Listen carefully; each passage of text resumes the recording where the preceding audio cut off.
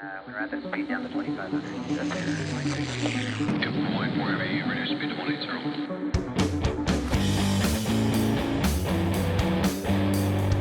BlackBox. All right. Hey, gang. Thanks for joining us again today. Kenny Porter here, KP's BlackBox. And Luc Meacham is our special guest today, who I think we were just sitting here talking off camera. I think you were our last podcast, and then I went into hibernation mode. And now you're back from Germany, and we want to talk about that today and your amazing season that you had with the New Yorkers. Yeah, New Yorker Lions. New Yorker Lions. Shout out to the New Yorker Lions. Yeah, that was in Braunschweig. Braunschweig. Yeah. You've been working on your German too. Luke's staying with us for a little while he's going back through a training program with Virginia High Performance. And last night he was sitting on the couch. I don't Duolingo. know. Duolingo. Getting my my 15 minutes of. So drop some German on us. Ich liebe dich. That's I love you. We'll start sentimental. We'll start sentimental. Oh, there's onions in you. But didn't you tell me a while back you took German in high school? Or? So I took Spanish for most of my life. The grade school I went to, we were required to take either German or Spanish. So there was a German side and a Spanish side. And I was always on the Spanish side. So I took Spanish from 1st to 8th grade. And then I got into high school and I took a little bit of everything. I took a year of Spanish, a year of Chinese, and then Chinese, really? Yeah. And then when I got into college, that's when I took German. So Chinese, like Mandarin, or? Yeah, Mandarin. I took a year of that, and it was extremely. It's supposed humbling. to be one of the It was so hard. Right? It was extremely hard. Which do you prefer, Spanish, Chinese? Which is easier for you to pick up? Definitely Spanish is very. I mean, I won't say very easy, but it's what's stuck with me the longest. Yeah. I haven't practiced that in a very long time, but and then German. There's a lot of similarities between German, Spanish, English. So all those European languages. Yeah. Right? So you can at least figure most of it out. So yeah, it was a cool experience to be kind of just engulfed in a new culture for 6 months. Yeah. So tell me, in our last podcast, you were exiting the teams. Luke was a Navy SEAL. By the way, thanks for serving. We appreciate your service. Thank you. Too bad you didn't serve in the Marine Corps, but that's a whole nother podcast we can talk about. But yeah, we'll get the coloring books out. The coloring books and join the men's department one day for you. There you go. We'll do a little toast here in a few minutes. Yes, sir. Jacob is preparing the batch. Nice. Yeah. Is it almost done, Jake? I'm going to break code in the VHP system. There you go. Well, it's an honor. So you are one of those unicorns. You don't drink. Very rarely. Yeah. I almost feel guilty, like I force it on you. Special occasions, I'll break it. Yeah. So, and you don't have any other kind of crazy side hustles of drinking, smoking. No. Rebel rousing. You're a pretty boring dude. Yeah, right? I'm pretty boring. Yeah, pretty straight edge. So, but it's fun. I mean, I have my fun. Was that culture? Were you raised that way, or is that? There we are. There we are. I spoke about it in the previous podcast, just about how like I kind of had free range as a child. I mean, my parents taught me a lot, but they also gave me left and right lateral limits, but they kind of let me figure it out a lot on my own. So, I mean, I didn't have a household that was big into drinking. I mean, my dad would drink some beers, and mom didn't really drink. So I've just peer been pressure, like while you were in the teams from. Yeah, I mean a little bit. Vibrato of. Yeah, in college was definitely my loosest time. I mean, I didn't have my first drink of alcohol until I was 21. Wow. It was my 20 or 21. 20,000. Yeah, 2012. Yeah, 2012. We won the national championship at Mount Union, and I was handed from a teammate of mine and his dad. They were Hispanic, and they gave me a double shot of tequila. Oh, So that was my that almost probably cured you. Right? probably. But yeah, I Did you eat ended the up worm? I don't know. I don't know if there was a worm. It hit me hard. What But that tequila was is that has a worm in the bottom of it? I don't know. Again, it's not my forte, Yeah. so I don't know. But so yeah, 2012 is when I first drank, and then I had fun in college, and Yeah. and then I've just been obviously very in tune with my body, and then involved with athletics, and Yeah. I mean, it just crushes athletic. I can't perform that way. So Yeah. yeah. Well, for me, like beer bloats me now. Mhm. So I'm not. You've been to my house and stayed a month with me. You see how often I drink. It's few and far between. But yeah, you know, I like to do this toast just as a remembrance to all the people who served and served in the communities that we served in. absolutely. And it's, you know, you can throw a little bit back and have a little burn for Yeah, those folks who sacrificed and gave it all. yes, And sir. even for those who are left behind, the families from those fallen warriors. And in the last 20 years, you know, we've had, close to 4,000 people over the last 20 years that gave up their life, you know, in that call of duty. So let's do that while we're thinking about it. Cheers. We'll toast. Thank you for your service, Thank you. folks. There you go.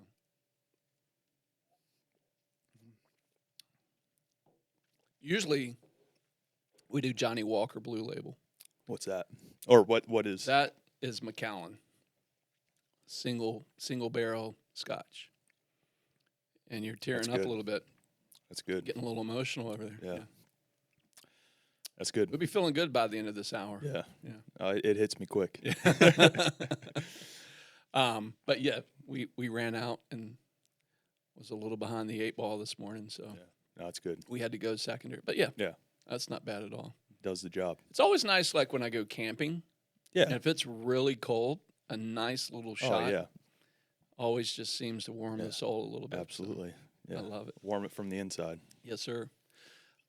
So tell us a little bit about your experience in Germany, and I think Jake has some reels today that we can talk about from some of your highlights. Yeah. Yeah. So oh man, he's already got it up. He There is it is. on it. So, all right, before we start doing a play-by-play here, and I got to think up some jokes and stuff while you're talking, but tell me how you ended up in Germany. Yeah, so really, I would say 2020 is when I really kind of converted my thought process of like trying to figure out, hey, am I going to reenlist or am I going to do something else? And that something else started to trickle back in my mind. That's something And there was else. no bad experience with No, you, absolutely, you loved, absolutely you not. loved it, right? Absolutely not. So again, like a dream, I had left one dream to go to another. First being chasing professional football, now into the most elite special forces group there is.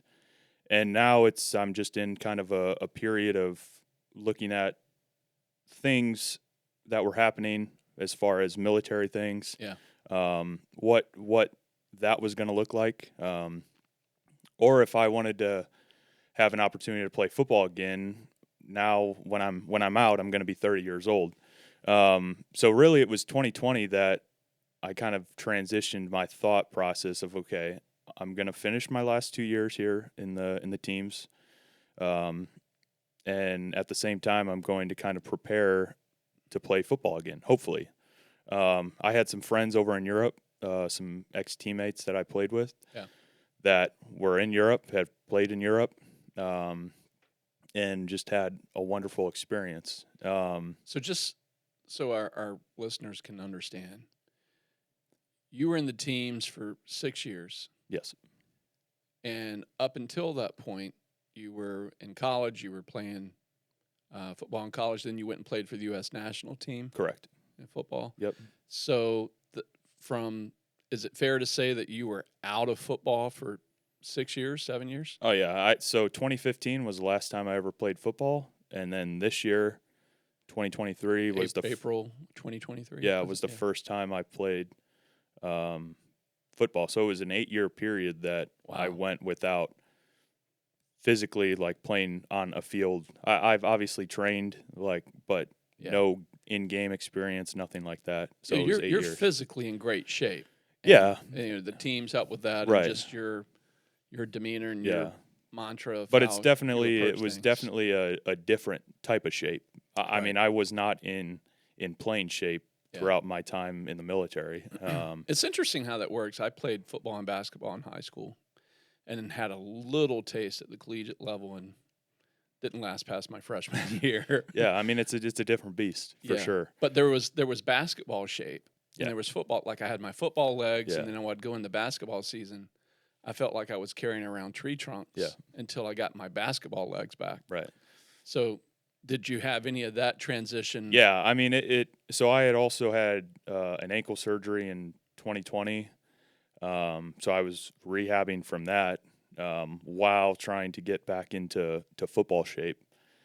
So it definitely took me 2 years, 2.5 years to really like recover from my rehab and get into some peak like football shape to where I was a lot of the fast twitch, like we don't sprint, we don't cut. Yeah. Like in the military. Right. And as a wide receiver and football player, obviously that's vital for Hey Jake, we just had a light go out and flickering. Over flicking. here. You wanna come work on that while we're just chatting away here? So yeah, obviously it's a different kind of shape. So I really had to change kind of my training. I had to really rehab the ankle, just because it's obviously very important. The lower limb, lower extremity is very important for all the cutting I was going to do. Yeah. So yeah, I mean, it took me a while. It took me a while to kind of get confident again to move like a football player. Yeah. So Leading up to the first game with the New Yorkers, how much time did you have to prepare to get in football shape? Well, I mean, again, if we're looking at 2020, I had my surgery September 2020. I would say after that is when I started to really train like a football player. Still, obviously, keeping myself in shape. But the recovery process for my ankle injury was really, really hard. Just because I didn't want to miss out on all the stuff I was doing in the military. So I kind of rushed back into normal work flow with the teams, and I just physically I was not ready.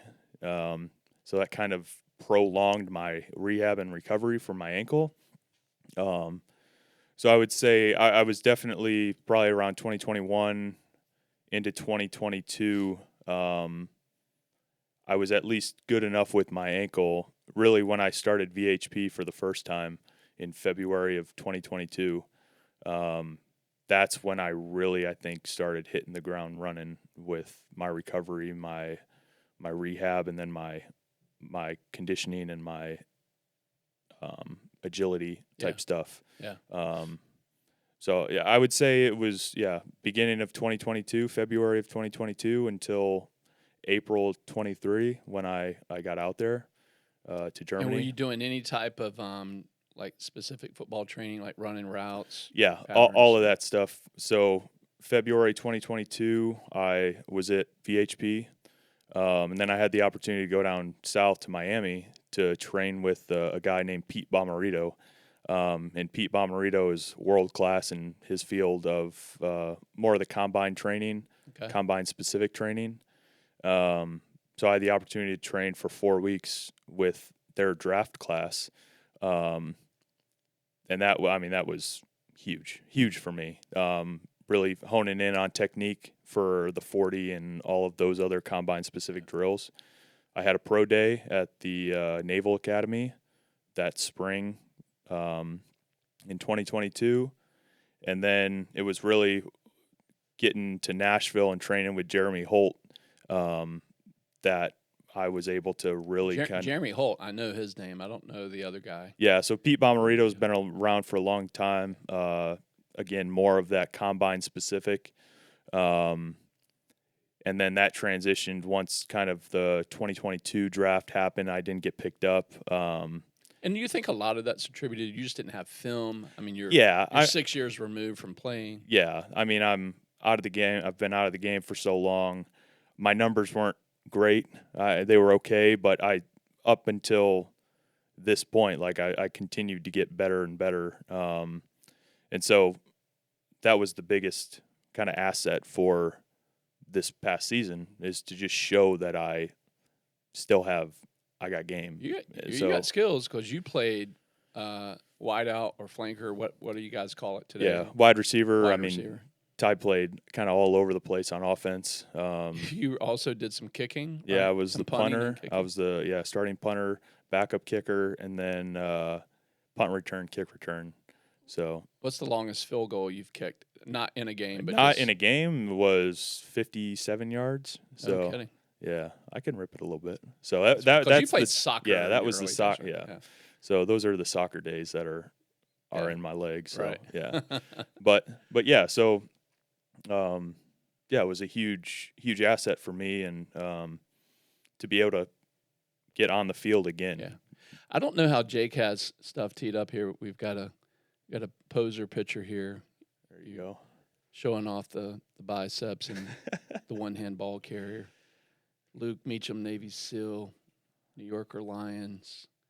This is pretty impressive. 12 games, 1,541 all-purpose yards and 14 touchdowns. I mean, that's legit. Now, this is one of my favorite, I think. Yeah, this is by far this is by far my favorite. Oh yeah, we got the music in the background. Yeah, this is by far my favorite. I think highlight of the season. So this is my third game in a row with the punt return touchdown. So what was the first day like?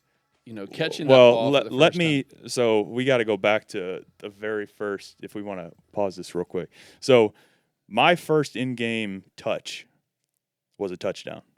That's so wild. Preseason game, I'm going in, defense starts, they punt. I'm going in as punt returner.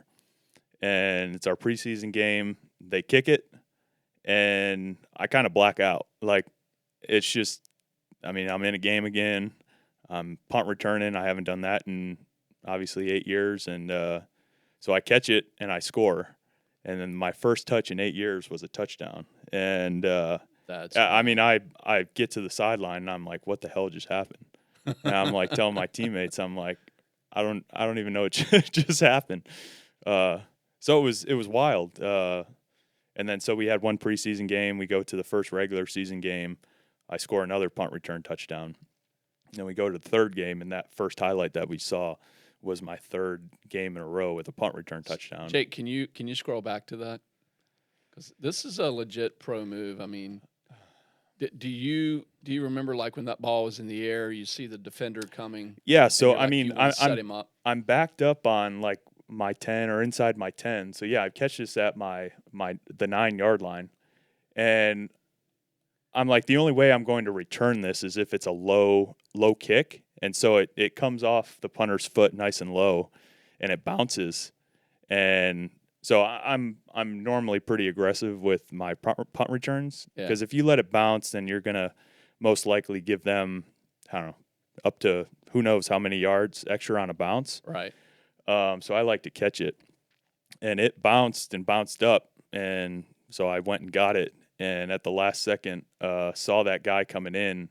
And it was textbook for that guy in terms of playing defense. Yeah. He had the outside. Yeah, trying to keep leverage. And so he ran it back here. So so I see it, and you can see my head go to him last second, and I just step away. And then I had a great block here by my boy Sebastian. That was a great block.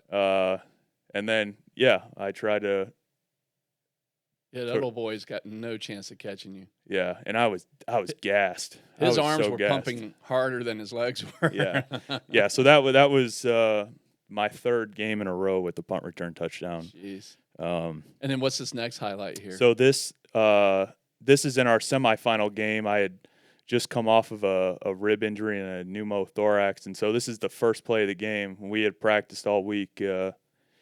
We just knew this safety was a little over aggressive. You punished that dude there like that. Yeah, so I just knew he was a little over aggressive, and I knew he'd bite a little bit on that corner route. So I just gave him a little step to the corner, and Nice little give him some hand in the face there. That's nice. yeah. So And then you punished the dude who tried to come up and help the tackle, which I don't understand why that guy, he actually over pursued you. yeah, so this is a textbook play. This was one of our bread and butter plays in college. And so I really wanted to kind of install this one for this week, and it just gives me a read. So I'm able to go inside, outside on this, and I just knew if I was in the boundary there on that hash that he'd be a little over aggressive on that. So you can see, like, I give just a quick little step to the outside, and I'm able to run kind of that skinny post, and the ball was on time. Now, you and I were talking last night. Your quarterback played with Deion Sanders at Jackson State. Yep. And now he's got a job. Yeah, with so Colorado. he's helping out in Colorado with the Buffs. So kind of doing. I don't know exactly what his role is going to be, but just kind of helping out behind the scenes with Shador. And if I can get permission from the Miss Cat. Yeah, I mean, we're going to head out and watch a Colorado game. Right? Yeah, go and take a quick Did weekend you know trip. that, Jake? Yeah, so Luke's quarterback at the New Yorkers invited us out to a Colorado football game. Yeah, so hopefully try and get out there sometime before the season ends, and just experience that. Let's just plan to do it. So Kathleen won't watch this anyway. She doesn't like looking at me on camera. So we'll try to go right after Thanksgiving. Sounds good. Keep your mouth shut, Jake. Yeah. I'll say nothing. Yeah. So you were talking about your rib injury. Third to the last game, fourth to the last game? So it happened. What was it? Week 11, our 11th game. Yeah, because I didn't play in the last game. So I think it was week 11 out of 12 for the regular season. Yeah. I kind of run like a read route up the middle of the field. And, I mean, looking back at the film, I definitely didn't run it. I misread the safety. So I kept it kind of up the field instead of running it more like a true like bang post. Yeah. Quarterback saw me, I was open, and I kind of went up for the ball and exposed my ribs. Safety made a great play and put his shoulder and helmet kind of right in my rib, right where there's no protection. And it was instant. I lost my breath. Definitely thought I broke some ribs. Jogged off the field, and I just knew I couldn't go back in as a receiver, so I continued to punt. The guys looked at it, the physios, and I was breathing fine. It was just painful as hell. Yeah. So get done with the game, and it's an away game in Berlin. We make the transit back. How far is that from Brunswick? So on the bus, maybe like a 3.5 hour trip. Okay. Depending on traffic on the old Autobahn. But I mean, you can't fly in the Autobahn in a bus. So yeah, it was about 3.5 hours probably after. Plus, I mean, that happened, I think, the second possession of the game. So it was early in the game. Oh, wow. So it was a good 5 hours, 5-6 hours after the initial injury that I got to the doctors, got an x-ray, and so they took my vitals, x-ray, some blood, and they sat me back down. They was like, good news, you don't have any broken ribs, but you've got a small pneumothorax, which is a small air pocket, which is trapped outside of the lung, still within kind of that chest cavity. Yeah. And my only experience with a pneumothorax, I've heard it a million times, is in the military, and normally you get that from a gunshot wound or some sort Right. of puncture Trauma, wound, yeah. where that lung can collapse.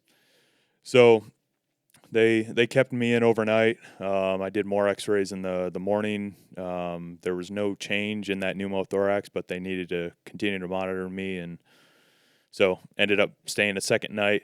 Again, no change, and it was small enough to where they didn't have to administer any sort of decompression, which obviously would have caused more trauma to the area if they would have had to do that. So I was released and just kind of monitored. So I didn't have any other signs or symptoms, no labored breathing, no kind of shortness of breath. The only thing I was really dealing with was the pain of the bruised ribs. So those stats that you had with the 14 touchdowns, 1,500 all-purpose yards are pretty amazing considering you missed. I missed 2 games. 2 games? Yeah. So, and then my last game, which was that game of the second highlight, was that playoff game, ended up statistically, and this is with obviously like messed up ribs and so yeah, I mean, this statistically was the best game I've ever had in my entire career. I had, I think, 10 catches for 193 yards and 2 touchdowns. Wow. But I mean, unfortunately, we lost. So obviously, I would have given anything to lose a few catches or yards to get that win. Yeah. But comparing this league to Mount Union and the players that you played against in college, where would you rate this professional league? Yeah. So a lot of times you'll hear that this is kind of like a Division II league, like compared to a Division II here in the States. Obviously, Mount Union's Division III. So I would definitely compare it. Like your top teams are definitely a little better. So I would say it's kind of like a Division II level. So it's definitely a little bit better. It's not a Division I level, but it's definitely a little bit better than my college experience. Yeah. Your quarterback seemed pretty doggone legit. Yeah, he was good. legit. He had one of the biggest arms, most accurate arms I've ever kind of played with. So yeah, and hopefully now that we've kind of all, because he's been under the radar as well. So he's quite the journeyman for his football career. Do you think he'll go back to Germany, or do you think he'll stay with Colorado during? Not sure. I mean, we talk all the time. Obviously, we're both looking. I think we both want to continue playing. And I mean, just we're so grateful, and we're very similar with kind of our experience with the New Yorker Lions, and just how this was one of the most fun like seasons I've ever played. And same for him. I mean, he's been kind of all through the ringer with his career, battling some injuries and things of that nature. So I mean, just the fans, the team, the atmosphere of what we experienced there in Braunschweig was, I mean, just incredible. And like I wouldn't hesitate to go back there for sure. Like I love those guys. I love what that team is. I love the head coach. And that's why when I first went over there, like I wasn't talking to any other team except for them, because I really wanted to play for them. Yeah. So I mean, obviously, I'm looking to play at a higher level. I'd love to, like, I want to play here in the States, whether that's XFL, USFL. And those are merging, right? Potentially. Like, there's not a lot of information that's coming out, but they're meeting about The word that. on the street. That's the word on the street. So, Gotcha. I mean, even the NFL, like I mean, I'm definitely a unique story. I don't think, I mean, I'm not a superstar caliber guy, but I've shown that I definitely have the ability, and I know I've got the confidence. I know I've got more than what it takes in the locker room to be a positive role model and a great teammate on a team. So Well, dude, I mean, again, we're friends, and it's easy for me to say, "Oh, you had a crazy, awesome season," but Yeah. I don't care. Anybody who's looking at those stats, they wouldn't have known that you hadn't played in almost 8 years. Yeah. I mean, that was pretty legit. So that just goes to prove your work ethic, what you've put into the game. So Yeah, and I'm just It's very awesome. fortunate with the experience and with the opportunity that I had in Germany and with New Yorker, and yeah, I mean, for a rookie season at 30 years old, I mean that was statistically, I think, my best season I've ever had. And it's no bullshit league over there. I mean, the GFL's been around since the 80s, and so I'm just, I mean, I couldn't have done it without. Jake, do that we team. have? You've gone through these a few times now. So there was one where Luke went up across the middle, hands way up in the air, and you took a massive hit, right? in the Oh, that ribs would have, early. yeah, that would have been this one right here. Yeah, this is the, yeah. Yeah.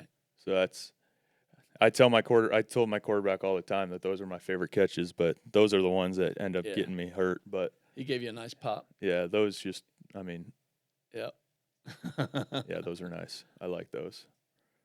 So Popped that up. that That's was that was a chippy game there. So that's the old fake ass vet game. Oh yeah, the dude was in your face. You posted that on Yeah. Instagram. Yeah, it was By the funny. way, people can follow you on Instagram. Yeah, Saucy Paws, Saucy Paws Paws. 288. So yeah, you And can- where does that come from? So that comes from 2015 when I played for the U.S. national team. I had a nice one-handed catch, and the commentator said that I had saucy paw, like I had saucy paws. So yeah, that just kind of stuck. It made Yeah, it top was on 10. ESPN Top Yeah. 10. So back in 2015. So I have yet to find the clip where they say saucy paws, because I'm pretty sure it's the game commentators, not the ESPN. Yeah. And it was not like ESPN didn't run the game. It was somebody else. So I have yet to find it because I'd love to be able to find it, but Yeah.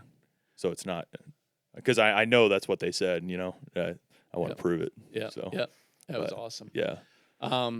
So what pops in my mind is, you've had an outstanding season. You've proven you still got it at 30 years young. Yeah. What 30? How old are you? 30. 31 now. 31. Yeah. Old man. Over the hump. Old man for football. Yeah. But so I gotta ask you this question, like legit. Yeah. Do you miss being a SEAL? I mean, there are definitely things that I miss, things that you just can't get anywhere else. Yeah.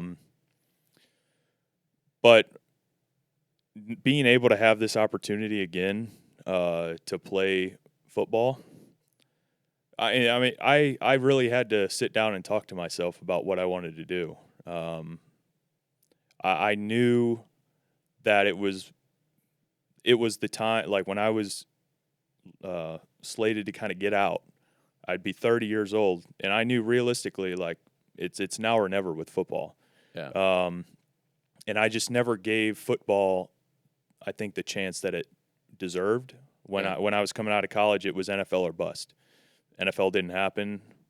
I got into the military, and I did that without kind of really taking into account these other leagues, these other opportunities. Just because I was so stuck and focused on, hey, it's NFL or bust.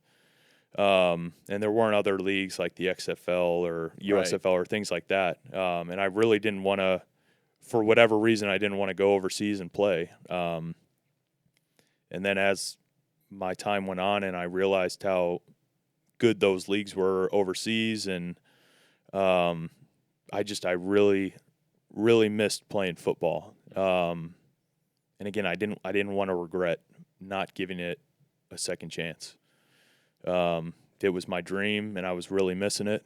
And I knew that it was now or never. I knew if I reenlisted, potentially 2, 3, 4 years, like I'm in my mid-30s, I'm not going to be the same as I am now at 30. Right.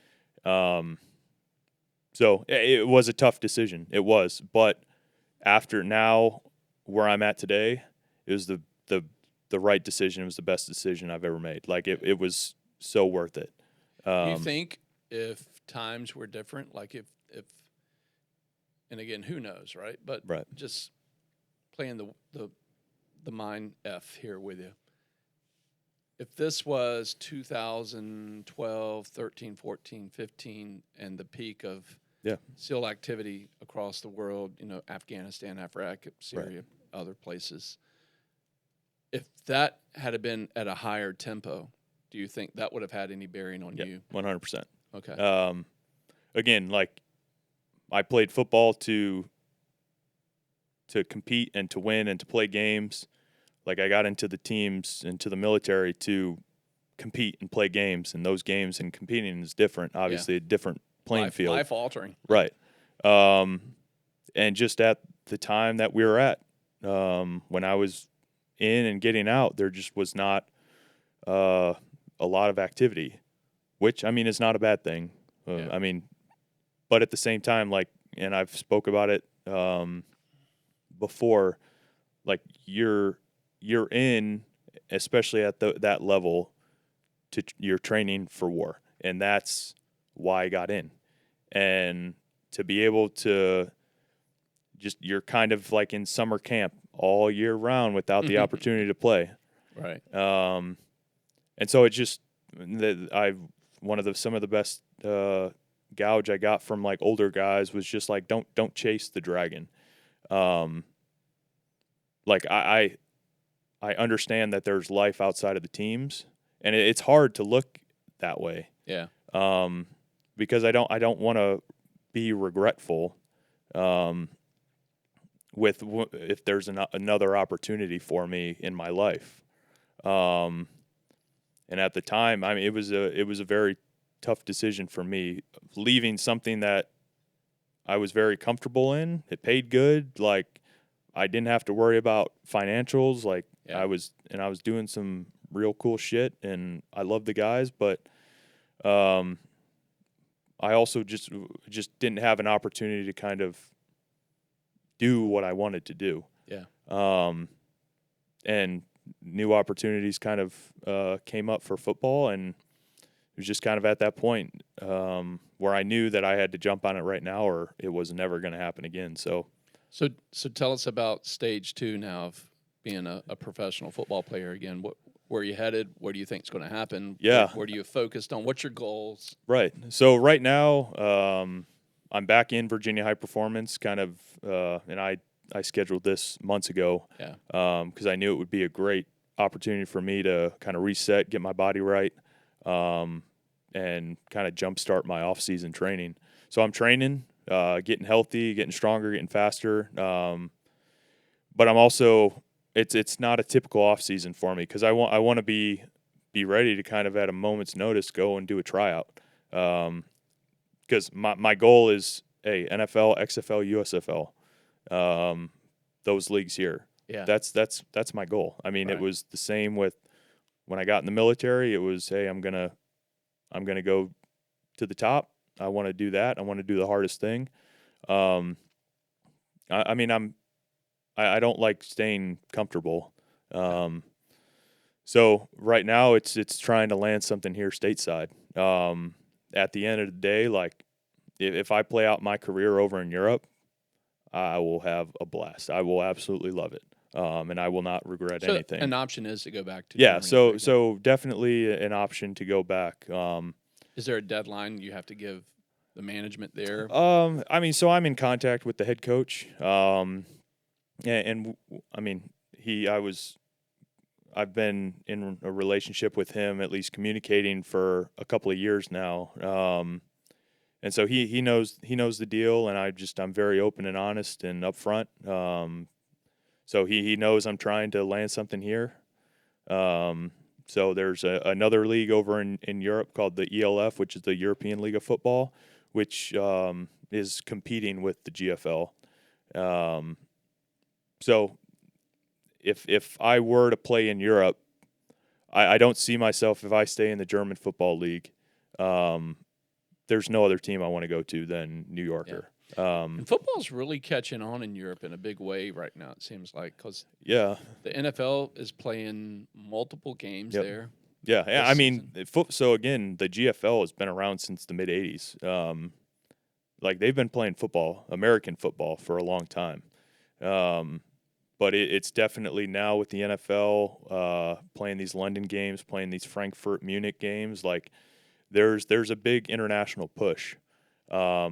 So we'll kind of see what happens. I think it's great for the sport. I mean, there's leagues in South America, over in Europe, everywhere, and Australia. So, I mean, it's worldwide. It's a global sport. Yeah. Japan's got a huge league.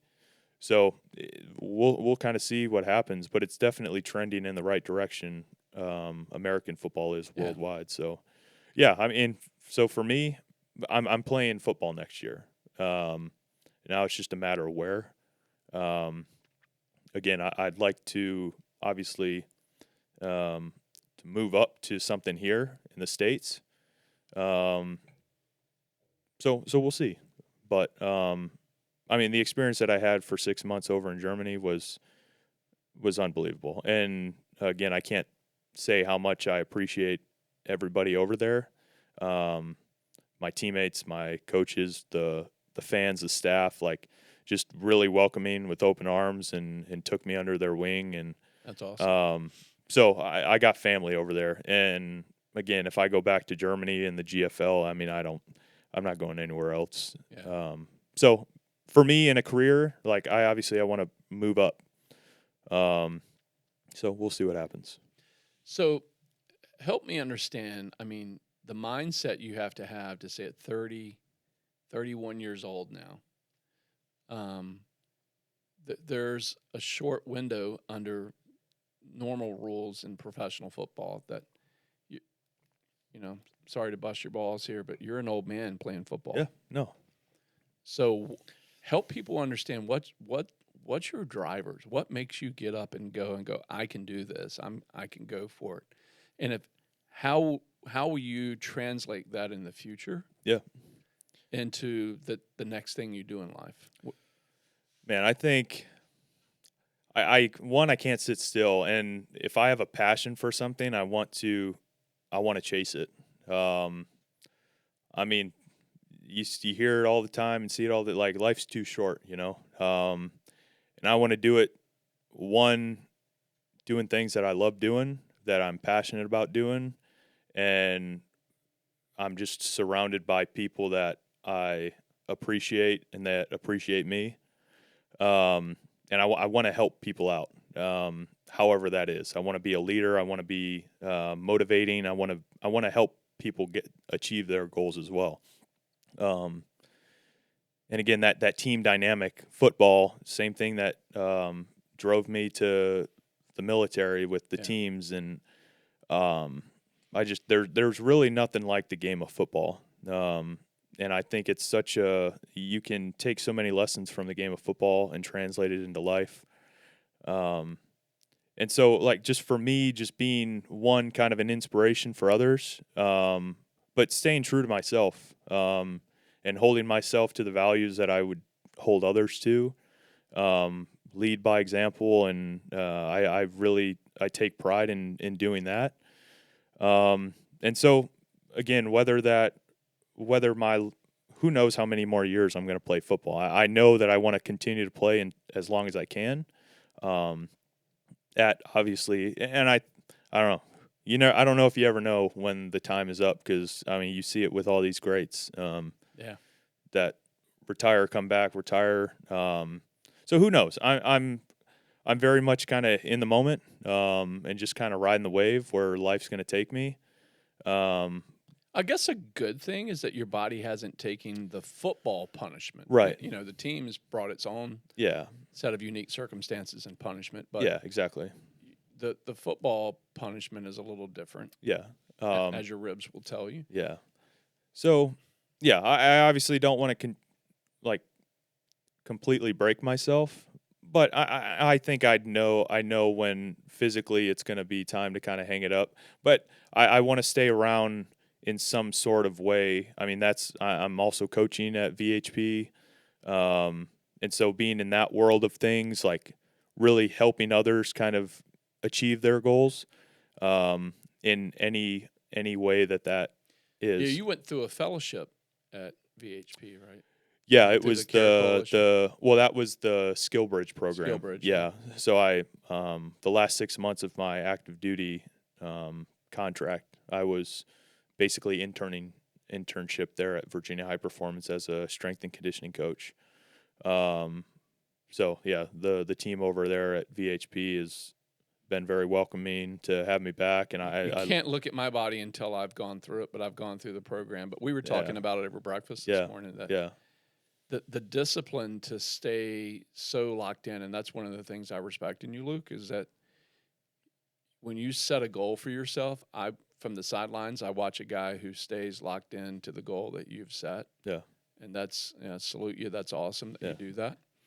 And that will take you a long, long ways in anything in life that you decide to do. Yeah, and I think a lot of it just comes from the passion that I have for specific things. And I mean, it's not always been easy, for sure. I mean, I question getting back into football a lot. As I was I didn't know if I was making the right decision, and then obviously after this season and this experience, I was very grateful that I did do that. And I mean, it's taken a lot of hard work, but that's what makes everything so worth it. When football's done, yeah, and you kind of check that box off, what do you think you want to do when you grow up? Man, so again, some form of coaching, whether that's strength and conditioning, a football coach, I don't know, intertwine like some, not life coaching, but life coaching. I love still being a kind of a foot in with some of the tactical things, with the shooting and kind of home defense, or just kind of letting civilians in on the world of situational awareness and defending themselves. And so who knows exactly? Yeah. I like, again, we've said it before, like being a jack of all trades. So I don't know if I have one thing that I just want to sit down and do. Yeah. I don't know if that's good or bad, but I like to have many avenues that I can kind of get into, because I seem to, not that I get bored easy, but I like to kind of stimulate myself in many different directions. So there's some great brands too that have kind of attached to your story. Yeah. One that you and I have a intimate involvement with in Proper Wild. Yeah. Which is the energy shot. Yep. And so you're a brand ambassador for. Not technically. Still got to talk. Come on, Vince. What are you doing, man? Yeah, but I mean, again, yeah. For me, my health and wellness are huge. Yeah.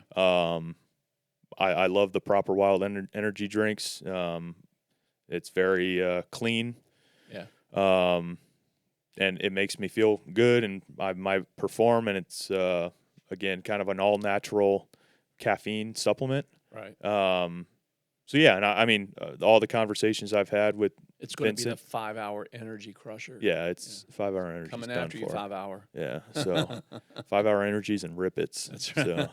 So, but yeah, so Proper Wild is one. Yeah, definitely that. And you're a supermodel now for Born Primitive. Not a supermodel. I do some modeling for Born Primitive, but I am now officially underwear. I haven't done that yet, but maybe. Do they do underwear? Yeah. They do some boxer briefs. There you go, man. There you go. I gotta hit them up. You gotta have hands like Hopkins in order to do underwear. Oh man. Yeah. But yeah, so made him blush. Yeah, Born Primitive. I'm now officially a sponsored athlete for Born Primitive. So that's exciting. Are you repping the T-shirt? Of course I am. Yeah. So, awesome. but this is the new and the flannel. Yeah. Yeah, I got the flannel, the jeans, the shirt. I've never met Bear, but come on, Bear. Hook a brother up, man. Bear, he's here repping for you. So. Yeah. So, Yeah, they've got. I mean, they started out CrossFit heavy, and then they've just expanded into. And he was a SEAL too, right? Yeah, he was an officer Nice. in the teams, and yeah, now he's full time, just born primitive. So Yeah, it's it's a great brand. I love you it. turned me onto it, and I Yeah. love their clothing. So Yeah, so good stuff they've there. got all sorts of lines of gear. So they just came out with their tactical gear. Got an outdoor gear. They got some lifestyle stuff, and a lot of obviously like athletic apparel. And you were wearing this horseshoe around your neck too during the football Yeah, season. Tell so- everybody about that. So Q collar. Q collar is a device that kind of started, and it's for concussions. Okay. So Q collar, they've been around for a while. Do we have I a think, picture here with you wearing your Q collar? I mean, you can kind of see it there. Yeah. Yeah, Right at the top of Yeah. your pads. yeah. bottom of So your neck, it's just a horseshoe, and it just goes around your neck. Basically, the science behind it is that it puts a little pressure on your arteries or your vein around your neck, and it just increases some of that fluid within your skull. Because when you have a concussion or these subconcussive impacts, it's from the brain hitting the inside of the skull. has nowhere to go, right? It's just Yeah, so sloshing around in there. it sloshes around. So that fluid buildup creates more of a cushion. And so I wore it all season. I mean, knock on wood, like never had any. I took some hits. Yeah. Did it help? I don't. It didn't hurt. Right. So very But there great. is some science and some Yeah. clinical studies behind Yeah, this there. collar It's that- it's the only medically approved device for concussions. a bunch of guys in the NFL are wearing. Yeah, it so now, you too. see it everywhere now. Tony Pollard's a big guy for the Q collar, but they've got guys on probably every team that wear it on game day. You've got lacrosse players, soccer players. You've got now it's being implemented into the military. So I mean, it's if they a only good- had something for ribs, yeah. you get I have to talk smacked to in the them. ribs. Yeah. Yeah. So there are some things, and it's crazy. The technology for the rib protectors is crazy nowadays. When I played, it was these big, Yeah. old, bulky rib that would set right under your pads, Yeah. and you just felt like the Tin Man. Yeah. You just didn't have any mobility. Yeah. So it's definitely slicked down and not as heavy, not as bulky. Yeah. So yeah, it's been good. Hey Jake, what do you have teed up in film for us before we jump off this podcast today? Oh, here we go. A different angle of that punt Okay. return. Oh, okay. Yeah. This let's is see a one. sideline view. This is my favorite clip of the season. Oh, that is the best, man. And then just great blocks all around. Man, I swear my punt return team, those guys. They put themselves out there for you. Yeah, right? yeah. Man, some of these returns, I think you could have got out there KP and fucking returned. I don't know.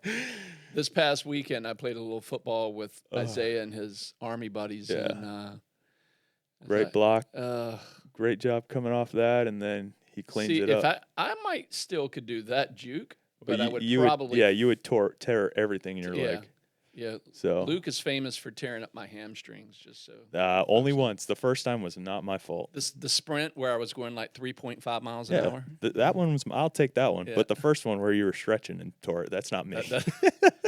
That was on who was my coach? It was before? Tim. Tim. Yeah. Tim, that's your fault. No, that's No, that's that's KP's my fault. old wretched body. Yeah, we'll get you right. Yeah, one day.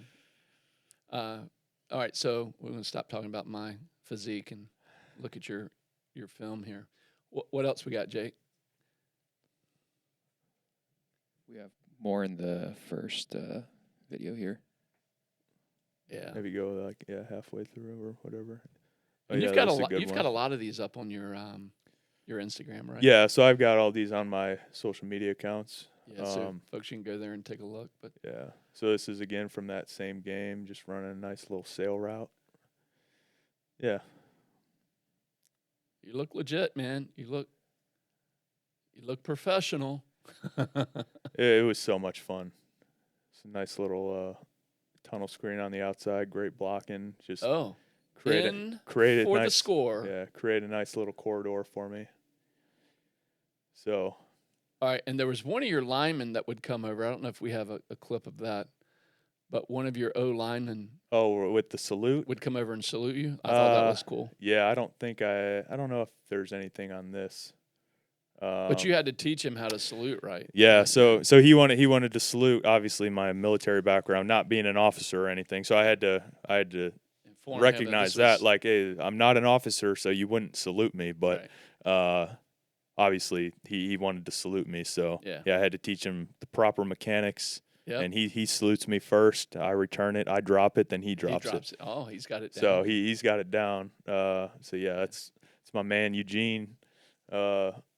And what was O line like? How big were these guys? It ranged. So really, with the European League of Football, the ELF, and they really drew a lot of the kind of the bigger guys. But I mean, we had some guys and some teams that we played that were legit. I mean, they're not like Alabama big, but I mean, you get some good sized guys. So it was a mix. 300 pounders and the two. Yeah, I would say majority was in the twos, but you definitely had some guys that were in the threes. So, you get a good mix. Yeah. But Now, tell me the mix up in the German league. There has to be like some homegrown athletes. yeah, there. so majority of the rosters are made up of, so in the GFL, of German nationals. And then the rule for, like myself, for an American, you can't have.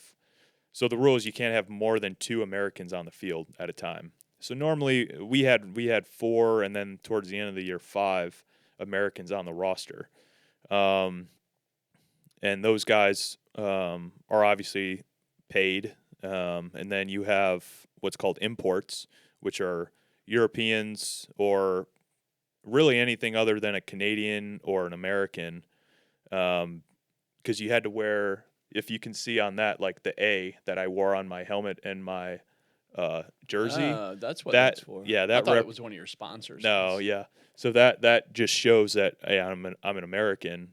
So it gives the refs a good, and we'd have to check in before every game of who are the Americans and things of that nature. No kidding.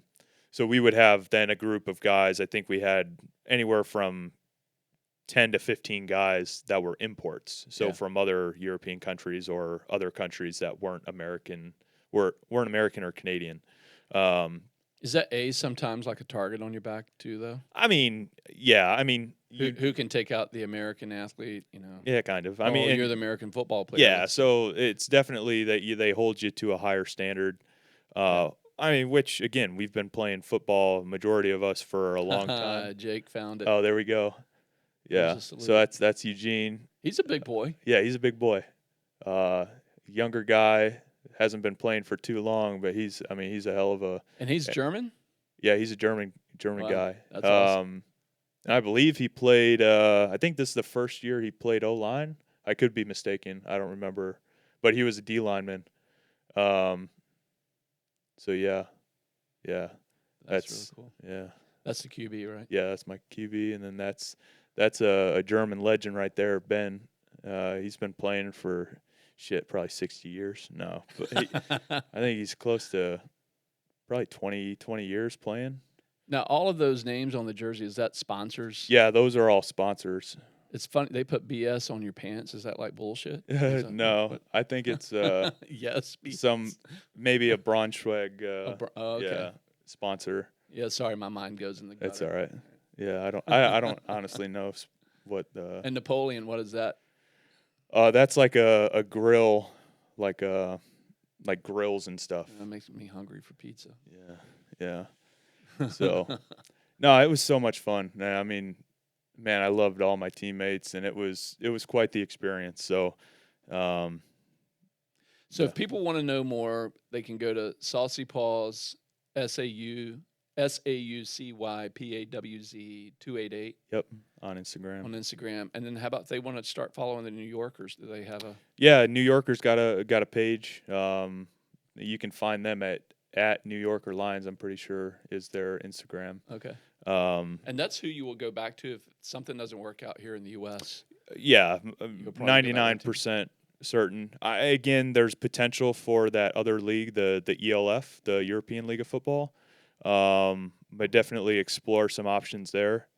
So we'll kind of see. But if I go back to the GFL, which it's a German football league, there's no place I'd rather go than back to New Yorker. So Awesome. yeah.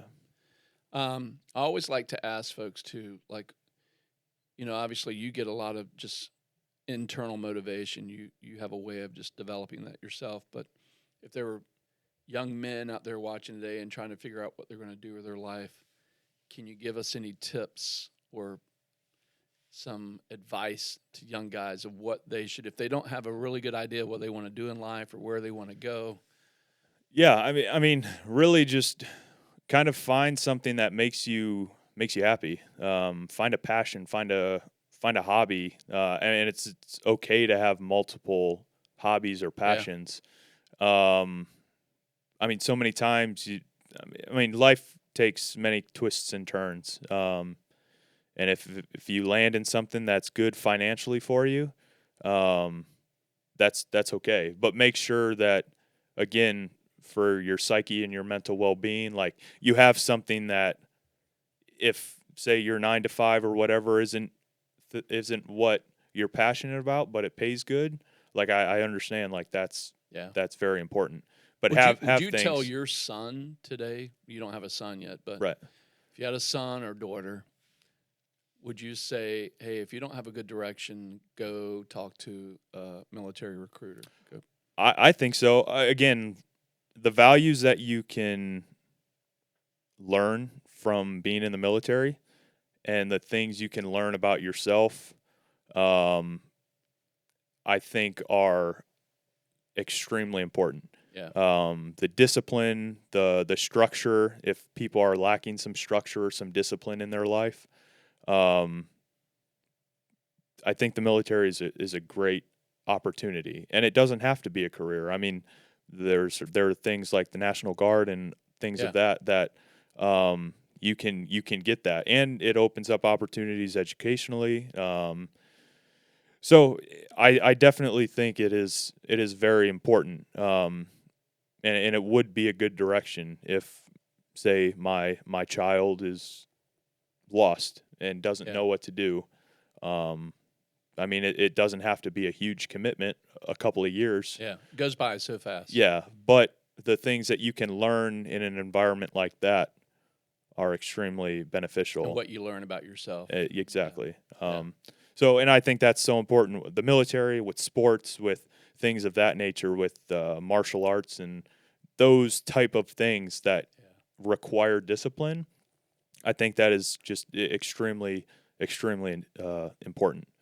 So that's awesome. Yeah. Well, dude, thanks so much for coming back in the studio today and helping us kick off the podcast. Yeah, man. Love you like a brother. Love you Probably too. more like a son. Yeah, the redheaded stepchild. Redheaded stepchild. That's right. That's what Kathleen calls you. Yeah. But thanks for coming in and hanging out with us. We're rooting for you. Appreciate it. And best wishes going into the next season. NFL, XFL, GBL, whatever. or GFL. GFL, USFL. What's GBL? I don't know, the Great Britain German League. Booby League. I don't know. That would be more in East Berlin. That'll be the next show. Yeah, there you go. Thanks for stopping in, bro. Yeah, appreciate you, Kenny. Man. You too.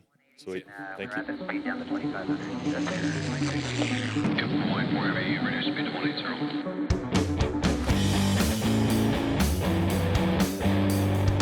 BlackBox.